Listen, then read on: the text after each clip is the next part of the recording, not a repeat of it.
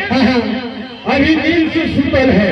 हाँ एक चलते पहले जा रहे थे भैया के अपना जगाने के लिए। हाँ हाँ बाद जान तुम भाई नाच मारे के लिए। हाँ हाँ नदी भाई खेल था। अच्छा एक चलते पहले जा रहे थे भैया के जगाने।